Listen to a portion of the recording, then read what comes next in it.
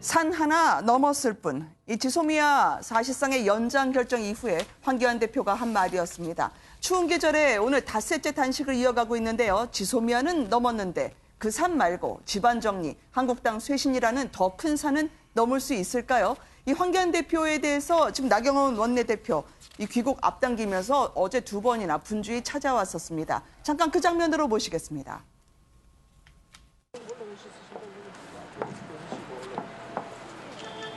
날이네. 이번에 방문은 성과가 있었습니다. 사실은 아시다시피 지금 미국에서 문재인 정권은 3일 간의 갈등이 지소미아 문제까지 연계시키는 것에 대한 우려가 굉장히 크지 않았습니다. 미국의 우려를 문 대통령께서 그것도 단식하시고 국민들 전환이 있으니 자기 며칠 있으면 촬영을 앞에 중단 촬영이요. 했던 것이 앞으로 방위비 협상에 어떤 영향을 미칠지 모르겠습니다. 저희는 어쨌든 방미해서 그 많은 국민들이 한미동맹을 중요시한다는 것을 해서 잘 전하고 그 의지도 잘 전하는 것 같습니다. 근데 그분은 너무 이러시고 이제 이런 식으로 단식을 하면 올해는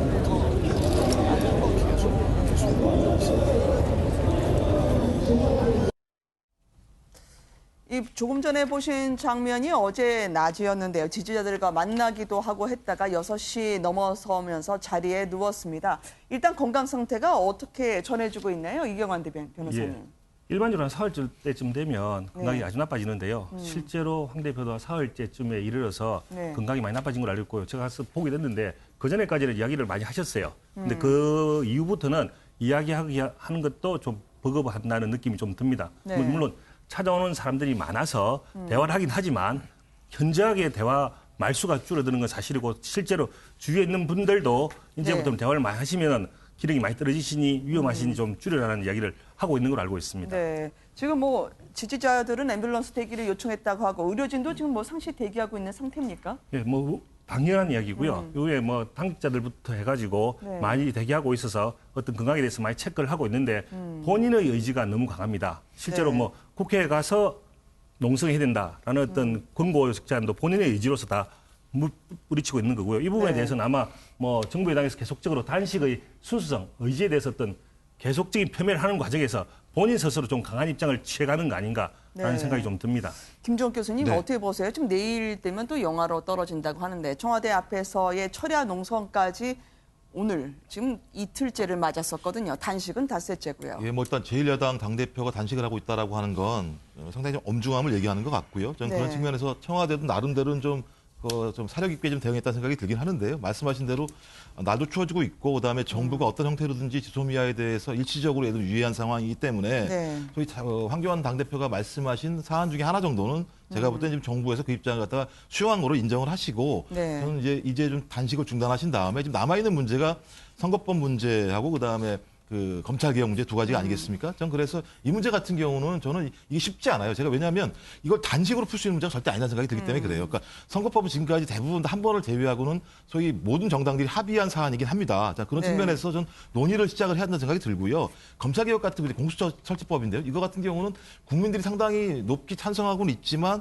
소위 지금 제1야당이 반대하고 있는 사안인 거고 나름대로 전문가들 같은 경우도 이 문제와 관련해서 공수처에 상당히 좀 나름대로의 좀 부작용에 대해서 얘기를 하고 있어요. 저 그렇다면 이제는 자유한국당이 대안을 제시하셔야 돼요. 그러니까 네. 왜냐하면 선거법 270조 비례를 제외하는 건 제가 볼 때 대다수의 의견이 뭐냐면 개헌 사항이에요. 그렇게 할 수가 없는 상황이에요.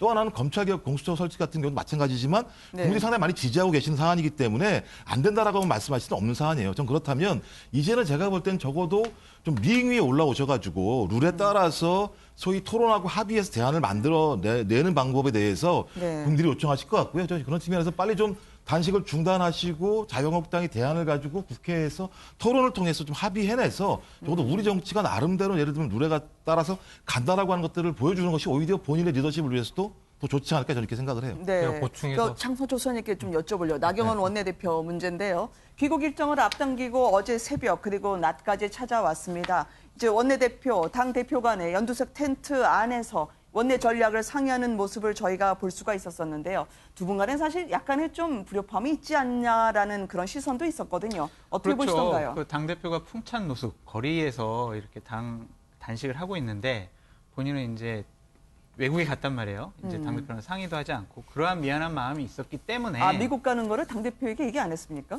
네, 그 전에 제가 듣기로는 그렇게 긴밀하게 상의를 하지 않으셨다라고 해요. 그러니까 그런 것들에 대한 미안함이 있었을 것이고요.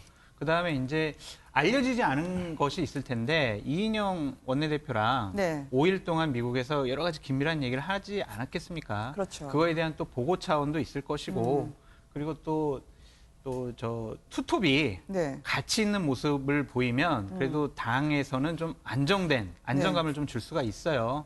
그렇기 때문에 지금 패스트트랙 정국을 막아야 할, 네. 그다음에 예산안 처리를 어느 정도 잘 처리해야 할 야당의 입장에서는 네. 저런 당대표와 원내대표가 함께 있는 모습을 보여주는 것만으로도 상당한 정치적인 의미가 있다. 이렇게 말씀드리고 싶습니다. 아, 그러면 나경원 원내대표의 황 대표를 향한 그런 말에 대해서는 뭐 절절하게 진정성이 느껴지시던가요?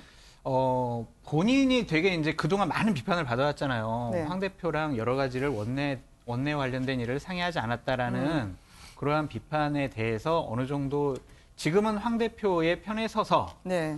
도와줘야 되겠다는 생각을 한 것 같아요. 뭐냐면은 딱 일성이 그거였거든요. 황 대표님의 뜻을 받들어서 네. 패스트트랙 처리에 모든 것을 다 바치겠다. 이런 식으로 얘기를 했습니다. 그렇기 때문에 이것이야말로 지금 투톱이 네. 이제 하나의 일체화 돼가는 모습이다. 외부의 어떠한 어려움을 극복하기 위한 투톱의 정치적인 네. 손잡기가 시작됐다. 그렇게 보여집니다. 자, 이제 단식이 앞으로 계속될지 그리고 단식의 시작과 관련해서요 여러 여야의 의견을 듣기 전에 청와대에서는 상당히 이 대통령이 있는 곳 앞에서의 제1야당 대표 단식을 부담스러워했을 것 같습니다. 그래도 모시겠다. 지소미아 발표 전에 찾아오곤 하지 않았겠습니까? 강기정 정무수석과 함께 잠깐 보시겠습니다.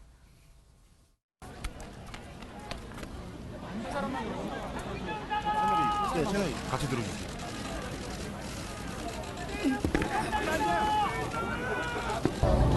대통령께서는 수출 규제 문제와 지소미아 문제는 국익의 문제였는데 대표님께서 단식까지 하시면서 추운데 해주셔서 한편으로는 죄송하고 또 한편으로 감사드린다는 말씀 주시고 지소미아 유지의 일부가 받아들여졌습니다. 그래서 앞으로 지소미아가 폐지되는 것이 다시는 있어서는 안 된다는 생각. 김성진 변호사님께 좀 여쭙고 싶어요. 청와대에 계시지 않았습니까? 네. 그럼 저 자리는 청와대에서도 바로 보이는 자리일 텐데 네. 아무래도 부담이 되나요? 어떻게 느껴지시나요? 그럼요. 여권에서 볼 때는. 저는 청와대 앞에 누가 시위하는지는 다 청와대에서는 다 모니터링을 하고 있습니다. 아, 그래요? 그런데 하물며 당대표가 야당 대표가 시위를 하고 있으면 상당히 부담을 느낄 수밖에 없죠. 문 대통령은 근데- 어떻게 지금 생각하고 계실까요? 그건 뭐 제가 모르겠습니다. 참 부담스러울 거는 분명한 것 같습니다. 저도 건강이 사실 많이 걱정이 되거든요. 근데 네. 꼭 말씀드리고 싶은 것은 단식의 명분이 좀 약하다는 말씀 꼭 드리고 싶습니다. 아까 말씀드렸듯이 지소미아는 이미 정리가 된 것 같고 그리고 이 공수처법도 제가 아까 말씀드린 바와 같이 문제가 있는 명분이라고 생각하고 마지막으로 문제가 있는 명분이요? 아, 단식의 네, 문제. 단식의 네. 명분이 좀 안 된다고 생각하고 있습니다. 그리고 세 번째로 들고 있는 것이 선거제도를 막아서겠다는 건데 저는 원칙에 좀 집중해야 된다고 생각합니다. 원칙은 국민의 지지를 많이 받는 정당이 의석수도 많아야 된다는 것입니다. 근데 지금 선거제는 그렇지 않았다는 것이죠. 그 잘못된 선거제도를 바꿔서 국민들이 지지하는 정당이 많은 의석을 받고 적게 지지하는 정당이 적은 의석을 받도록 선거제를 바꾸자는 것인데 그런 원칙에 정말 국민들이 원하는 것이 분명할 것 같습니다. 그런데 그것을 굳이 막아서겠다는 것은 원칙보다는 당리당략이 앞서는 명분이 아니냐. 저는 그래서 명분이 좀 떨어진다는 생각을 하고 있고 정말 안타깝지만은 그 명분 말고 단식의 이유를 좀 따져보면은 단식 이유를 두 가지 정도 언론에서 보도하고 있습니다. 첫 번째는 당내 리더십 확보다. 단식이 외부적으로 청와대나 여당을 향하는 것 같지만 실질적으로는 네. 당내의 리더십 확보다. 당내에 분열되어 있는 자신들의 지지 세력들을 확보하기 위한 것이다. 이런 말이 나오고 있는데 오늘 보셨듯이 나경원 원내대표가 이렇게 만나는 장면을 봐서 그 목적은 어느 정도 달성돼 가고 있는 것으로 보입니다. 당내 교통정리 어느 정도 이루어지고 어느 정도 리더십 바로 서는 그런 결과는 낳고 있다고 보여지는데 다른 목적 중에 하나로 언론에 보도되고 있는 것이 세월호 수사 방어용 아니냐 이런 얘기도 지금 나오고 있습니다. 그렇지 않기를 저는 바랍니다만은 네. 황 대표가 세월호 수사 당시에 업무상 과실치사죄를 세경에서 과실치상죄를 빼도록 지시했다는 의혹이 있는데 그런 의혹에 대해서 이제 검찰 수사가 본격화될 것이고 거기에 대비해서 미리 여당과 청와대와 각을 세우면서 야당 탄압 프레임이라는 그런 프레임을 작동시킨다는 그런 언론 보도가 있었다는 말씀을 드리고 싶습니다. 네, 언론 보도지만 이제 변호사님 입장으로 해석될 수 있다는 것을 저희가 이제 방어하기 위해서 일단은 뭐 교환 오빠라는 일단 지금 야당 대표가 단식을 하고 있는 거기 때문에 인간적으로 저희가 일단 접근하고 정치적인 그런 토론은 또 건강하게 이어가자라는 취지로 말씀을 드리고 싶어요. 자, 이 변호사님. 예, 일단 단식이 명분이 없다. 저는 정말 이거 이렇게 판단하면 여당에서 진짜 앞으로 대화가 없어질 것 같아서 진짜 걱정이 됩니다. 저는 여당이 아니지만. 예, 여당 출신이시잖아요. 지금 여당을 출신 변호하고, 아닙니다. 여당을 변호하고 계시잖아요. 지금 현 정부에서 네. 청와대에서 일을 하셨잖아요. 네, 청와대에 일했죠. 그럼 여당 측이라고 보시면 됩니다. 여당 관계자. 당과 청와대 제가 보기에는 여당 관계자가 맞으시고요. 네. 그래서 명분이 없다는 이야기는 뭐냐면 지금 그 지소미아는 받아줬기 때문에 나머지 수사권이라든지 공수처라든지 지금 선거제도 관련해서는 국회의 권리다 이렇게 이야기하는데 과연 국회의 권리 맞습니다. 형식적으로는. 그런데 저는 더 이상 대통령이나 정부 여당이 국회의 권리다 이게 숨지 않았으면 좋겠어요. 그런 이상한 논리로 하지만 이때까지 다 정부 여당의 역할이었고 오히려 대통령의 독주, 청와대의 독주에서 지금 이끌어왔던 것이 현재의 문제를 이끌어왔던 거 아닙니까? 지금도 대통령 한마디면 대통령이 예를 들어서 야당 대표랑 1대1로 만나서 정치적으로 해결하면 모든 것이 해결될 수도 있어요. 그런데 지금 야당 대표가 1대1로 회의 한번 하자고 했을 때 그것을 매몰차게 거절한 곳이 어디입니까? 바로 청와대 문재인 대통령이에요. 그 문재인 대통령이 실제로 그때 그 손만 잡아줬어도 어떤 정치적으로 해결할 수 있는 방법이 나왔을 겁니다. 그것을 거절했기 때문에 지금 단식으로 가게 된 거예요. 그래서 어떻게 보면 이것은 뜬금없다고 이야기를 하지만 뜬금없다는 이야기는 예상 못했다는 이야기인데 예상 못했다는 이야기는 달리 표현하면 허를 찔린 거라고 봅니다. 제가 보기엔 정부 여당 입장에서는 대통령 입장에서는 허를 찔렸기 때문에 지금 그렇게 아파하고 이걸 다른 식으로 이야기를 하고 있을 뿐이라고 저는 생각을 해요. 그리고 당내 리더십 이야기를 하는데 당내 리더십은 사실은 그런 이야기 말을 만들어서 낼 수 있을지 모르겠지만 만약에 황교안 대표가 정치를 한 뭐 십몇 년 했던 정치가 출신이었다면 그런 이야기가 될지 모릅니다. 전혀 그렇지 않고요. 어떻게 보면 정치 신인이에요. 정치 신 입장에서는 다가오는 일들을 어떻게 해결할까밖에 생각이 없고 그 속에는 어떻게 해결하는 것이 가장 정확하게 해결하는 방식밖에 없고요. 방식이 거칠다는 것 자체가 본인의 순수성을 이야기하는 겁니다. 그런 차원에서 본다면 그런 리더십이 다른 식으로 이야기될 수 있을지는 몰라도 결과적으로 잘 해결될지는 몰라도 본인의 순수성은 반드시 존재한다. 저는 이렇게 보는 게 맞는 것 같습니다. 아무래도 이제 날이 추워지면서 단식의 회차를 거듭하면서 논란이 뜨거워질 수밖에 없을 것 같습니다. 오세훈 전 시장 같은 경우에도 찾아오기도 하고 했던데 말이죠. 네. 그리고 한국당의 기사 회생 여부 그리고 황교안 대표의 이제 정치적 인생까지 건 단식이 되고 있어요. 국민들 마음속에 들어가려면 어떻게 해야 될까요? 진정성이 왜 계속 논란이 됩니까?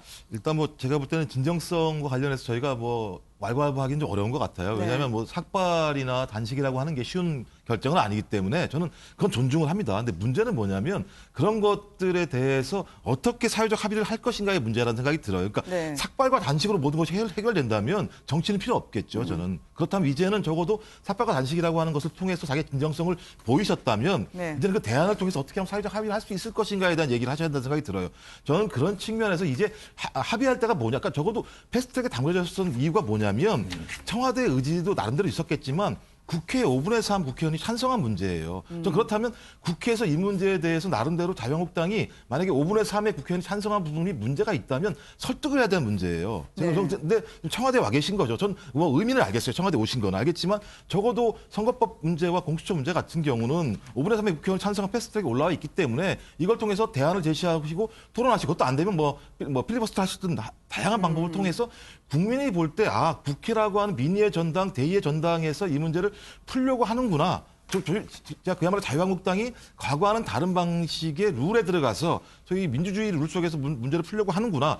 그 와중에 황교안이라고 하는 당대표가 서 있구나라고 했을 때 제가 볼 때는 이후에 자유한국당이 적어도 대안 있는 정당으로 생각한다는 저는 느낌이 있는 거고요. 네. 그렇지 않다면 지금까지 계속 예를 들면 장외 정치 또는 보이콧 정치로 불렸을 때 소위 2위 이후에 황교안 대표에게 무엇을 맡겼을 때 어떤 성과가 나올 수 있을 것인가에 대한 국민적 의구심이 해소가 안 된다는 측면에서 저는 이제 좀 단식을 좀 중단하시고 네. 국회에 오셔서 이 문제에 대해서 논의하고 합의하실 필요가 있다는 생각이 드는 거예요. 네. 저 문제에서 짧게만 좀 예, 말씀드려도 수아님. 될까요?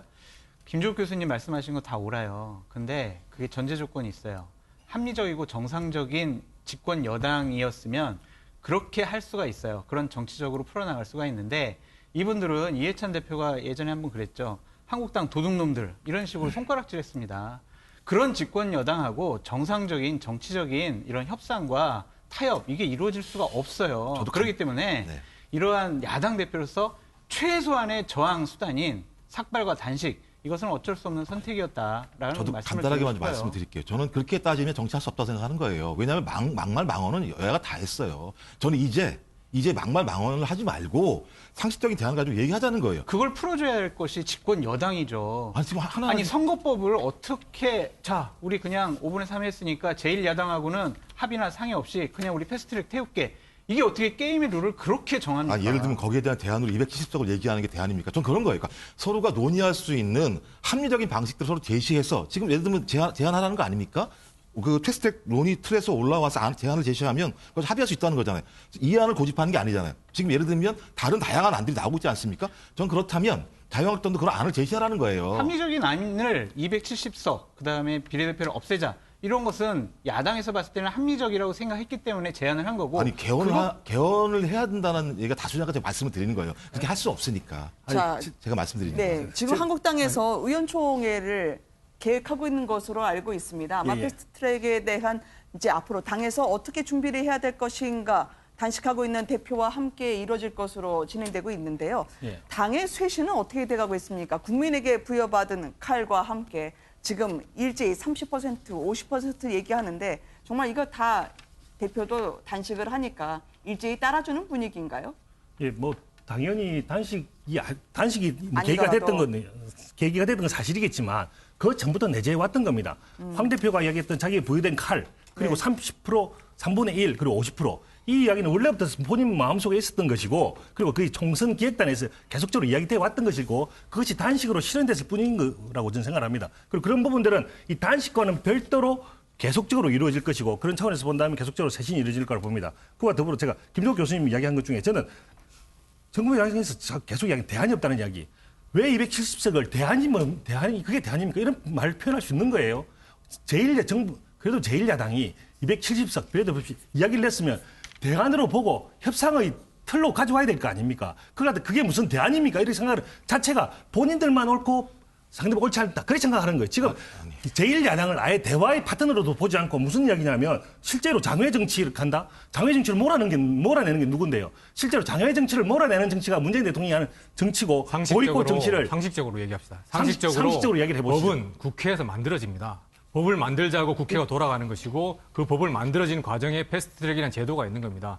거기서 새롭게 논의를 하자는 것이 지금의 법의 취지인데 그 논의의 마당 국회에 대해서 법안을 만드는 그 논의장 자체를 거부하고 나서는 것은 의회 정치에 대한 약간 다른 노선으로 가고 있는 거라고 얘기할 수 있는 것이죠. 이때까지 그 국회하고 행정부가 여당하고 대통령이 이렇게 따로 있다고 이야기를 하면서 같이 움직이지 않았습니까? 필요할 때는 대통령 마음대로 뜻대로 다 정하면서 관여하면서 실제로 필요할 때는 분리되어 있다고 이야기하고 그게 바로 정부 여당의 태도예요. 모든 것은 지금 대통령이 다 결정하는 상태로 가게 돼 있고 실제로 조국 사태도 마찬가지 아닙니까? 그 조국에 왜 대통령이 왜 한마디를 거듭니까? 한마디 거들어서 국민들이 분열됐다고 이야기를 하고 한쪽 발은 이야기만 듣고 그랬기 때문에 문제가 됐다고 하는데 지금 여기 와서는 또 정치적으로 해결하자고 하니 대통령도 관여하지 못하겠답니다. 문재인 대통령이 본인이 제1야당 대표였을 때 가장 많이 이야기했던 게 1대1 영수회담이었어요. 왜 한 번도 안 받아줍니까? 법률안은 국회에서 논의돼야 된다는 것은 원래 우리 헌법이 정하고 있는 기본 틀입니다. 논의의 장을 걷어차고 지금 단식하는 것 자체의 명분이 떨어진다는 말씀을 꼭 드리고 싶은 거고 건강을 생각하시더라도 대화와 타협이라는 국회의 논의의 장을 잘 활용해서 한국당이 주장하는 것이 있으면 그걸 잘 관철할 수 있도록 노력해야 되는 것이지 지금 건강을 해쳐가면서 이렇게 단식하는 것은 명분이 없다는 말씀 다시 드릴 수밖에 없는 것이죠. 논의는 원내대표가 하면 돼요. 황 대표는 황 대표가 당대표로서 역할을 하면 되는 것이고요. 그러니까 자, 제가- 그러면 김종욱 교수님. 네. 시간이 얼마 남지 않았습니다만 어떻게 해법을 찾아야 될까요? 그러니까 제가 말씀을 드린 거에서 다르게 지금 받아치시는 것 같은데 전 뭐냐면 그런 거예요. 270석의 비례를 없애려면 개헌을 해야 된다는 말씀을 드리는 거예요. 그러니까 그건 대안될 수 없다라는 거예요. 그렇다면 오히려 좀 지역구를 약간 줄이고 네. 비례를 약간 늘리자라고 이런 대안을 제시하든지 그래서 그 대안을 가지고 있으면 그 대안을 가지고 토론해서 합의하면 전 된다는 생각이 들기 때문에 말씀드린 거거든요. 근데 황 대표 계속- 단식은 네. 그럼 어떻게 해야 되겠습니까? 제가 볼 때는 이제는 정리하시는 게 좋다고 생각이 들어요. 날씨도 이런 상황인 거고요. 전 그래서 이제는 좀 이 정도 하셨으면 제가 볼 때는 충분한 진정성을 좀 보였다는 생각이 들기 때문에 네. 이제 좀 중단하시고 돌아오셔서 당고 쇄신하시고 국회에서도 토론하시고 전 그렇다면 오히려 그게 훨씬 더 국민들이 볼 때 더 성숙한 리더십으로 보실 것 같아요. 많은 국민들이. 시작할 때 일명제 뜬금없다라는 반응부터 시작해가지고요. 지금 닷새째 중간 점검을 한다면 한마디로 표현하면 어떻게 하면 될까요? 제가 볼 때는 뭐 70%에 성공하신 거 아니겠어요? 네. 황교안 당대표께서는 또 그렇다면 이제는 100%를 원하시면 안 돼요. 정치라고 하는 건 탑의 지점이 분명히 있는 거니까 이 정도 하셨으면 이제는 제가 볼 때 다른 수순으로 넘어가시는 게 국민을 위해서 좋고 네. 전 당을 위해서 좋고 정치를 위해서 좋다고 생각합니다. 네. 저 변호사님 죄송한데요. 이제 끝나야 되거든요. 그렇게 하시죠. 다음 주에 죄송합니다. 꼭 예. 뵙고 그렇게 저희가 의견을 듣도록 하겠습니다. 뜨거운 토론이 계속 청와대로 옮겨지는 일요일이었습니다. 오늘 함께해 주신 네 분께 감사드리고요. 일요시사 다음 주 일요일에도 또 인사드리겠습니다. 시청해 주셔서 고맙습니다.